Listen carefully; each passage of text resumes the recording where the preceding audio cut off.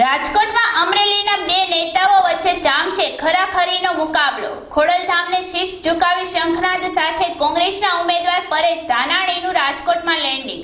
19 એપ્રિલે સ્વાભિમાન સંમેલન યોજીને નામાંકન પત્ર રજૂ કરશે। ખોડલધામ ખાતે અમરેલીના મહિલા ઉમેદવાર જેનીબેન ઠુમર, જૂનાગઢના ઉમેદવાર હીરાભાઈ જોટવા તેમજ ઉનાના પૂર્વ ધારાસભ્ય શ્રી પૂંજાભાઈ વંશ, સાવરકુંડલાના પૂર્વ ધારાસભ્ય અને કોંગ્રેસ પ્રમુખ શ્રી પ્રતાપભાઈ દુધાત, જામનગરના ઉમેદવાર જેપી મારવિયા સહિત આગેવાનો જોડાયા હતા। તમામ ઉમેદવારોએ માતાજીને ચુંદડી શ્રીફળ ધર્યું હતું। ત્યારબાદ ખોડલધામના ટ્રસ્ટીશ્રીએ ખેસ પહેરાવી સ્વાગત કર્યું હતું। અંતમાં ખોડલધામના ચેરમેન શ્રી નરેશ પટેલ સાથે મહત્વપૂર્ણ બેઠક યોજાઈ હતી।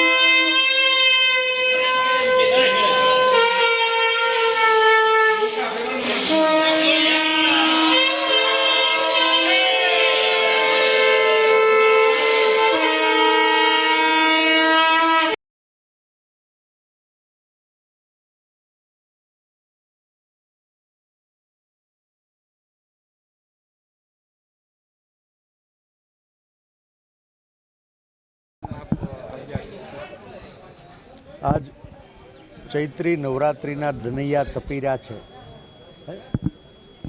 मां नवदुर्गा भवानी आज अमारी कुलदेवी कागवडवाड़ी में खोडलना शरणे शीश झुकावी एना खोळामां माथुं मूकी अने राजकोटना हृदय जीतवा माटे आ भूमिने वंदन करवा हूँ आव्यो छुं।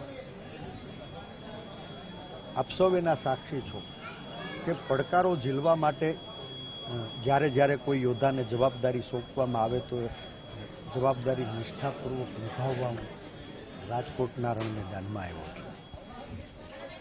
સંસદ સભ્ય બનવું મહત્વનું નથી રહ્યું, પણ પડોશી ધર્મ નિભાવીને આવતા 5 વર્ષ રાજકોટના હાથી બનવા માટે રણ મેદાનમાં આવ્યો છું। મને વિશ્વાસ છે રાજકોટના જનજનના હૃદયમાં જે આશા અને અપેક્ષાઓ છે એનો દીપ જલાવવામાં હું સફળ થઈશ। માં ભવાની, માં જગદંબા, માં ખોડલ બધાના હૃદયમાં વસી અનીતિ, અધર્મ અને અસત્યની સામે નીતિ, ધર્મ અને સત્યના આ યુદ્ધમાં અમારી સાથે રહેશે। સત્તામાં બેઠેલા લોકો એના અહંકારને ઓગાળશે। મંદી, મોંઘવારી, બેરોજગારી, અત્યાચાર, ભ્રષ્ટાચાર સહિતના વિવિધ સવાલોથી ઘેરાયેલી ગાંધી અને સરદારની ભૂમિ